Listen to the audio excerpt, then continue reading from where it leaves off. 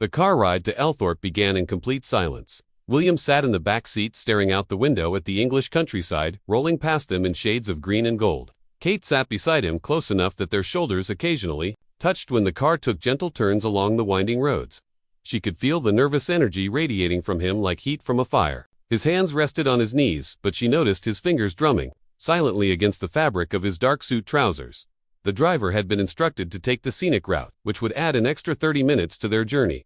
This was William's request because he needed more time to prepare himself mentally for what lay ahead.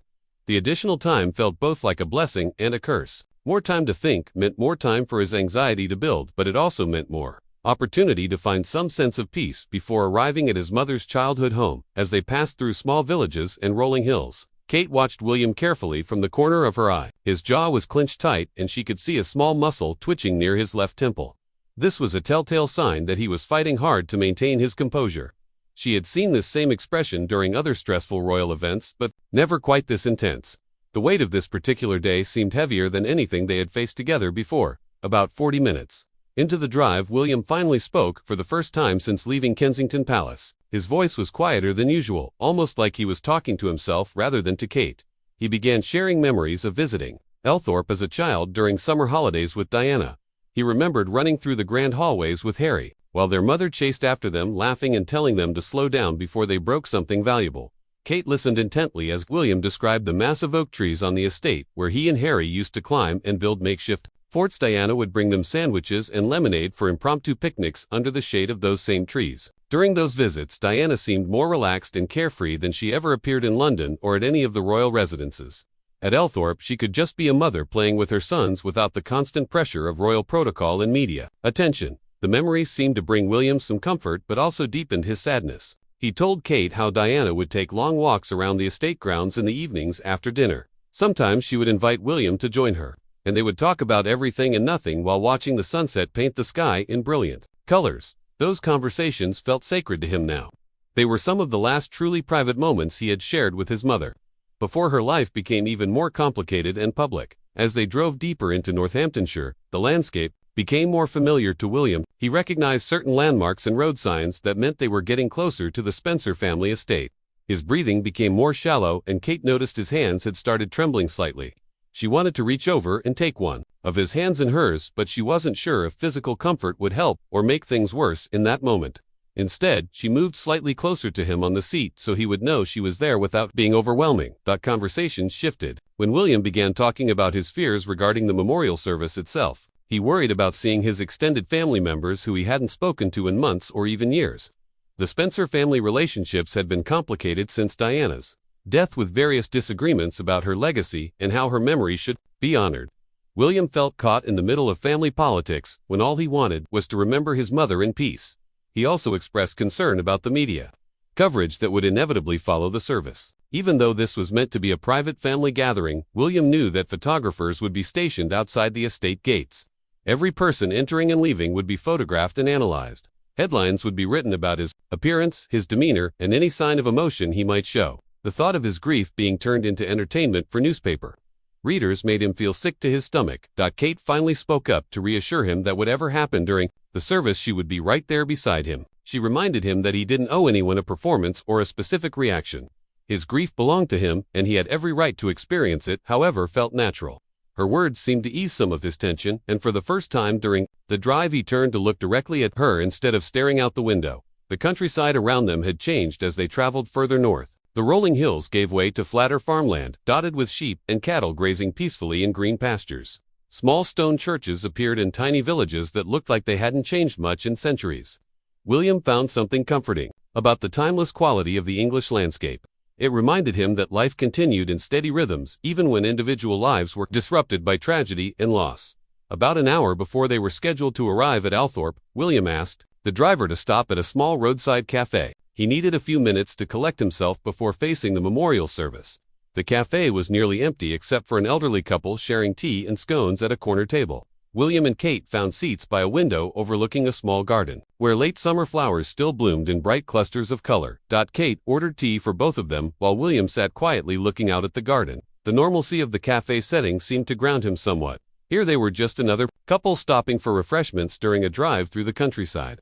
No one recognized them or paid them any special attention. For a brief moment, William could almost forget about the emotional ordeal waiting for him at the end of their journey.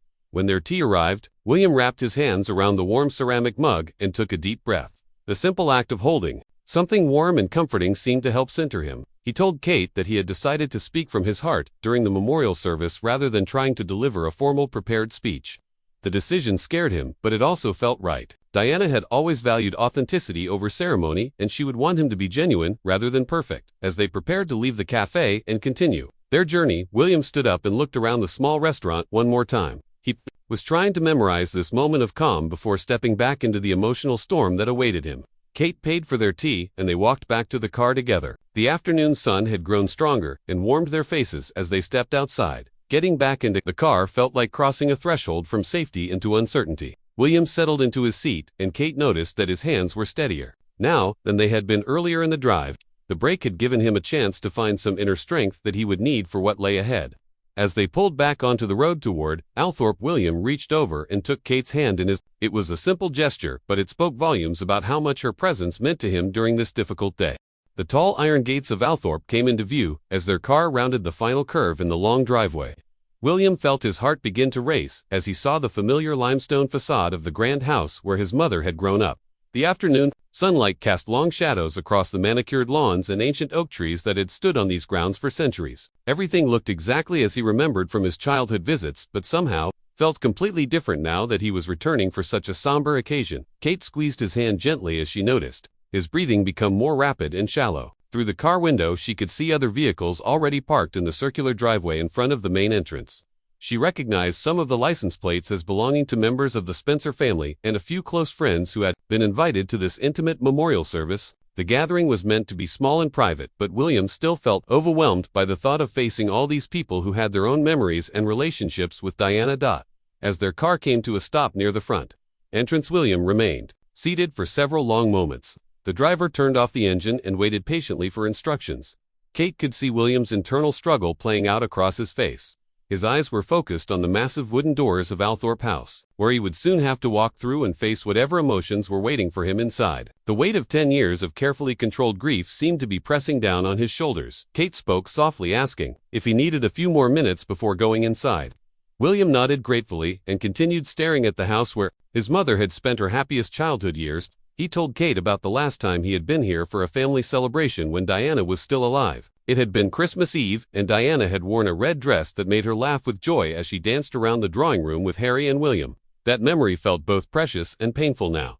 Through the car windows they could see other family members and guests arriving and making their way toward the entrance. William recognized his Uncle Charles Spencer walking slowly up the stone steps with his wife. Behind them came several of Diana's closest friends, including some who had traveled from other countries specifically for this memorial service. Each person carried their own memories of Diana and their own way of processing her loss after 10 years. William finally took a deep breath and told Kate he was ready to go inside. As they stepped out of the car, the September air felt cool against their faces. The grounds of Althorp were perfectly maintained with flower beds still blooming in late summer colors.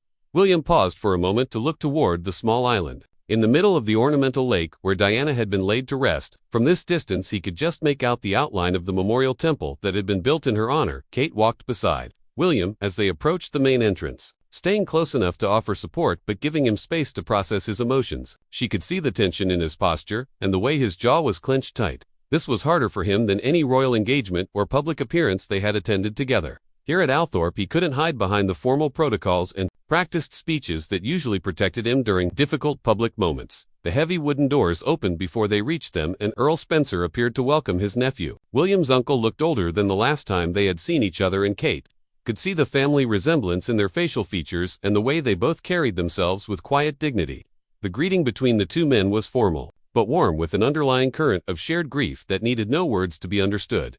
Inside the house, the familiar scents of old wood and fresh flowers filled the air. The hallways were lined with family portraits spanning several generations of Spencers, including several beautiful paintings of Diana from different periods of her life. William found himself stopping in front of one particular portrait that showed his mother as a young woman before she became involved with the royal family. In the painting, she looked carefree and full of hope for the future. Kate watched as William studied the portrait of his mother with intense concentration. She could see him trying to reconcile the young woman in the painting with his memories of Diana as a mother and public figure.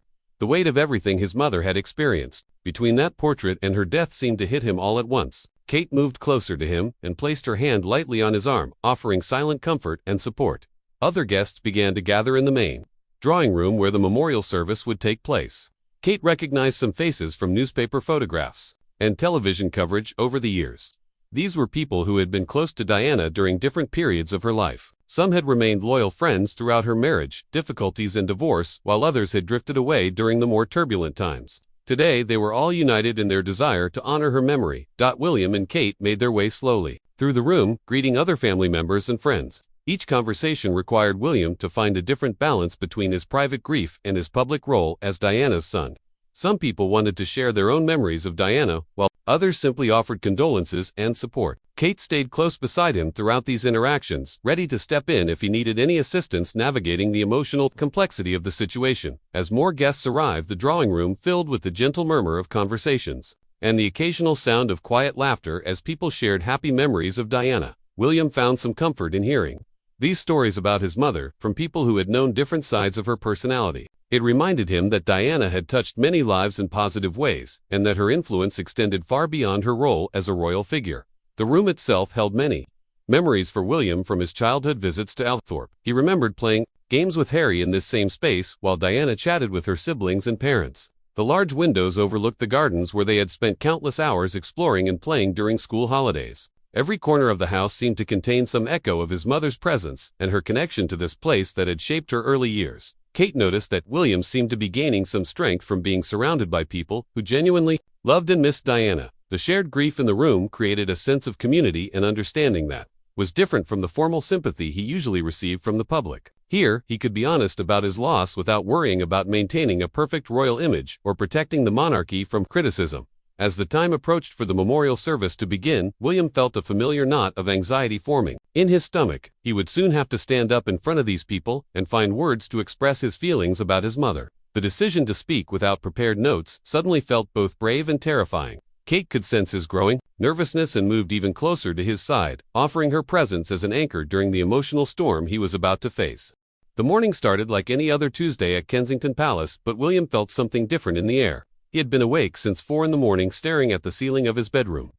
The heavy curtains blocked out most of the London street lights, but thin streams of amber glow still managed to creep through the edges. His mind kept racing back to the phone call he received 3 days ago from his private secretary. The words echoed in his head over and over again. Today was the day he would have to face one of the most difficult moments of his life. Kate had noticed his restlessness throughout the weekend. She watched him pick at his breakfast on Sunday morning, barely touching the scrambled eggs that were usually his favorite. During their evening walks through the palace gardens, he seemed distant and lost in thought. When she tried to bring up casual topics about their upcoming charity events or plans for the next weekend, he would nod politely, but his eyes showed he was somewhere else entirely. She knew better than to push him when he got like this. After 8 years together, she had learned to recognize the signs when something was deeply troubling him. The invitation had arrived in a formal cream-colored envelope with the official royal seal. Inside was a request that made William's stomach twist into knots. The Spencer family was organizing a private memorial service to mark the 10th anniversary of Princess Diana's death. It would be held at the family estate in Althorp, where Diana had been laid to rest. The service was meant to be intimate with only close family members and a few of Diana's closest friends. William's uncle Earl Spencer had specifically requested that both William and Harry attend to speak about their mother's legacy. For most people, speaking at a memorial service would be emotional but manageable.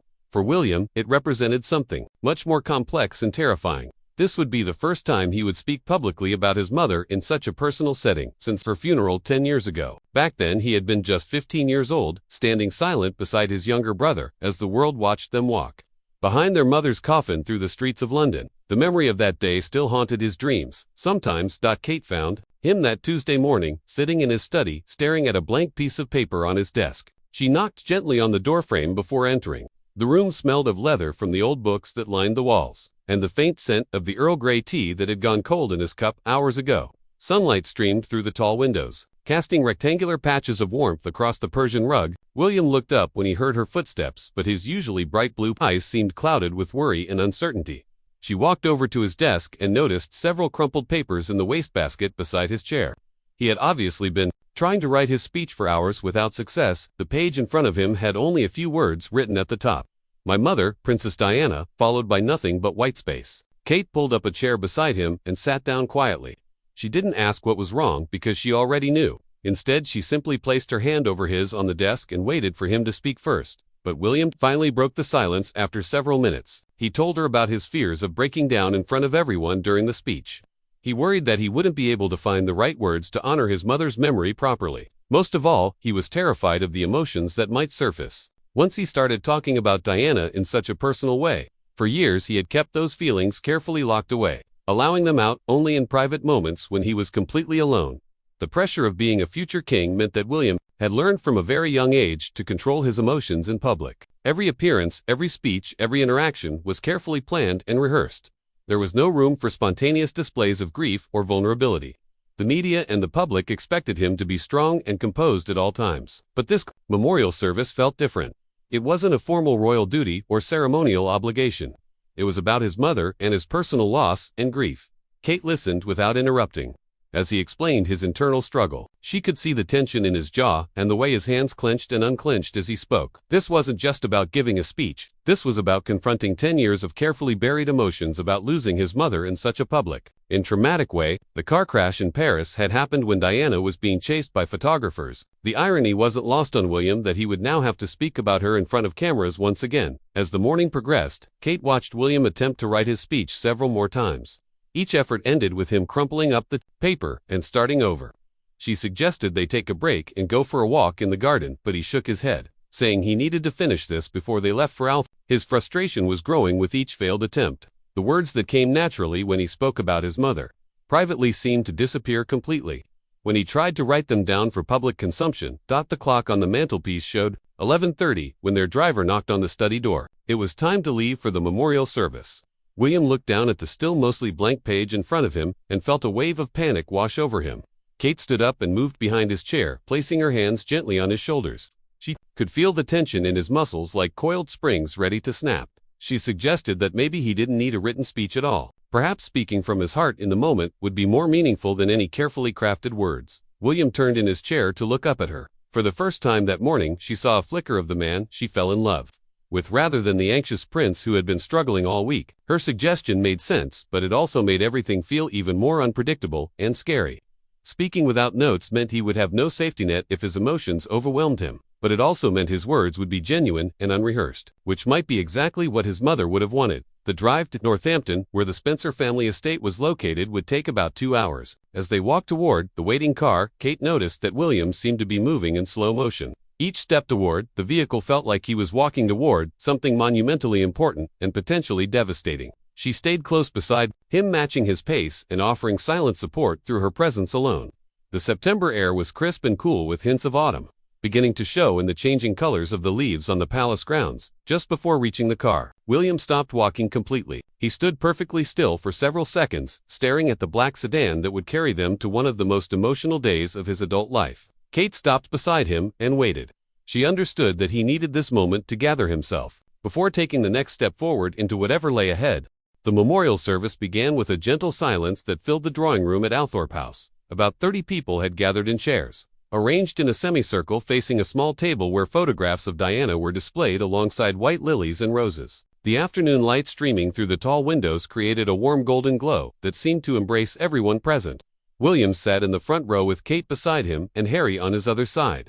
His younger brother had arrived just minutes before the service started, looking equally emotional and unprepared for what lay ahead. Earl Spencer stood at the front of the room to begin the service.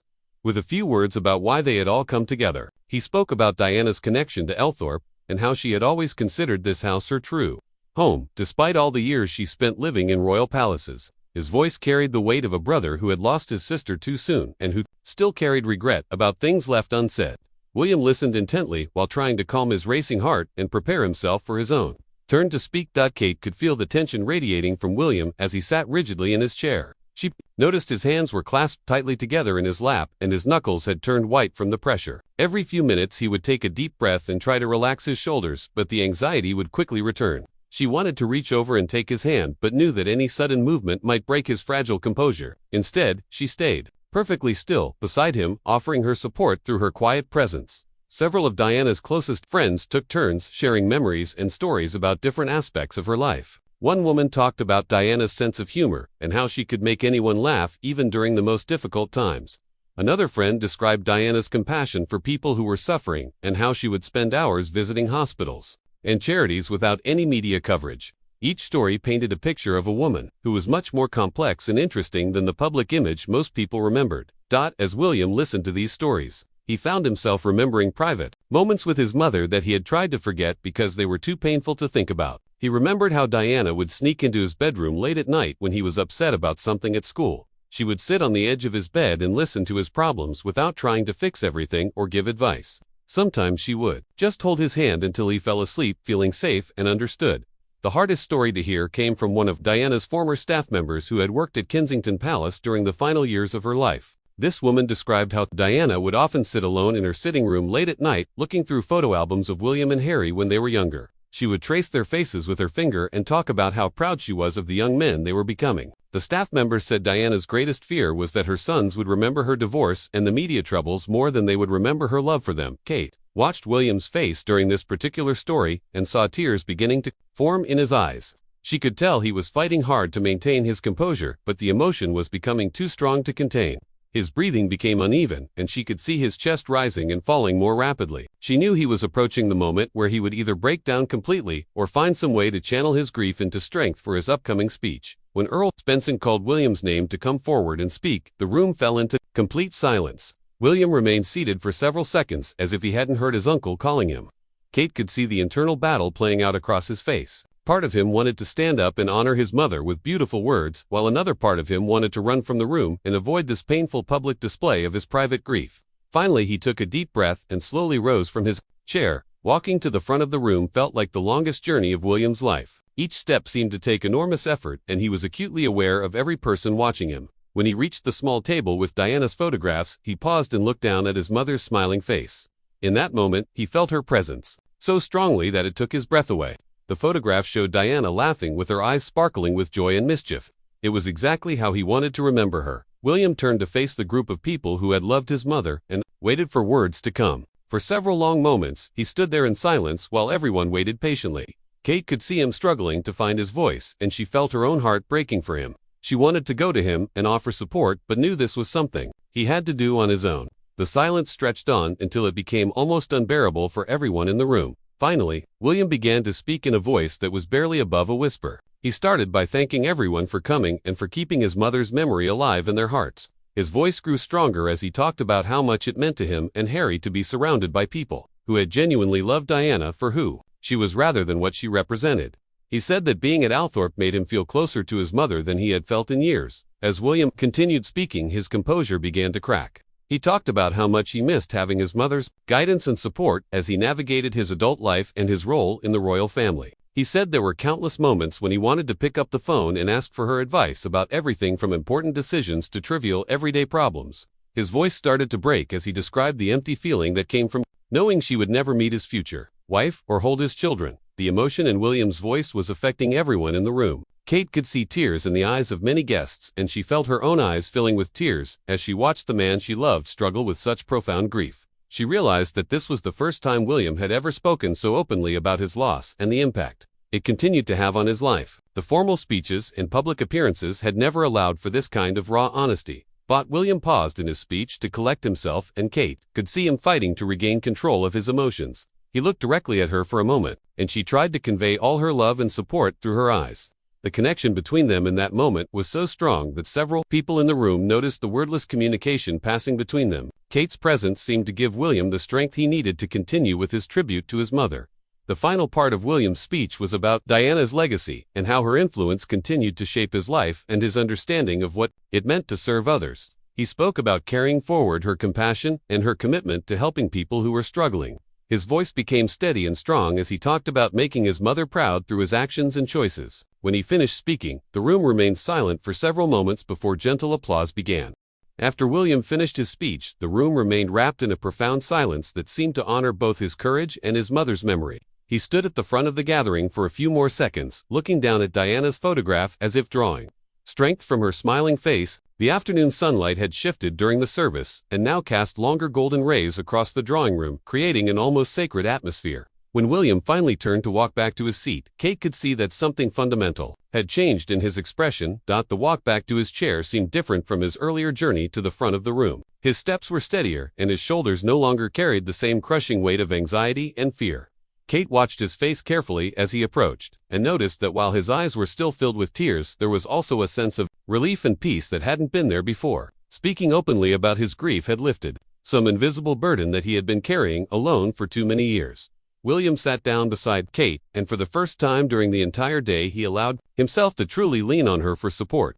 He let his shoulder touch hers, and she could feel some of the tension leaving his body. Kate wanted to take his hand, but was mindful of the other people in the room and the formality of the occasion. Instead, she shifted slightly in her chair, so that their arms were touching, providing a subtle but constant reminder that she was there. Beside him, through whatever came next, Earl Spencer concluded the memorial service with a few closing words about how Diana would want them to celebrate her life rather than dwell on the sadness of her death. He invited everyone to spend some time in the gardens and to visit the memorial temple on the island where Diana rested. The formal part of the gathering was ending, but many people seemed reluctant to leave this sacred space where they had shared such intimate memories and emotions about someone they all loved and missed. As guests began to move around and talk quietly among themselves, Kate noticed that several people approached William to thank him for his honest and moving speech. His words had clearly touched everyone present because they had come from such a genuine place of love and loss. An elderly woman who had been one of Diana's closest friends took William's hands in hers and told him that his mother would be incredibly proud of the man he had become. Her words seemed to mean everything to him in that moment. Kate stayed close to William as he navigated these conversations with other guests. She could see that while he was emotionally drained from giving his speech, he also seemed more at peace than she had seen him in weeks. The act of speaking honestly about his grief and his love for his mother had been terrifying but also somehow healing. For the first time since receiving the invitation to this memorial service, William looked like he could breathe freely again. Many of the guests moved outside to walk through the gardens and grounds of Althorp in the late afternoon sunshine. William and Kate joined this informal procession, making their way slowly across the manicured lawns toward the ornamental lake. The September air was still warm but carried hints of the coming autumn in the way the light fell across the landscape. Ancient oak trees cast long shadows, and the flower beds were still blooming with late summer colors that Diana had always loved. As they walked, Kate noticed that William seemed to be seeing Althorp with new eyes. Instead of being overwhelmed by painful memories, he appeared to be reconnecting with happier recollections of time spent here with his mother. He pointed out to Kate the tree where he and Harry used to climb, and the spot near the lake where Diana would bring them for picnics. These memories no longer felt like sources of pain, but rather like precious gifts that he could finally appreciate again. The small group of family and friends eventually reached the memorial temple on the island where Diana was buried. William had not visited this place since the funeral 10 years ago, and Kate could see him gathering his courage for what would be another emotionally challenging moment. The temple was simple and elegant, surrounded by water and accessible only by a small footbridge. White flowers had been placed around the memorial, and their fragrance drifted on the gentle breeze. William stood at the edge of the bridge for several minutes before crossing over to the island.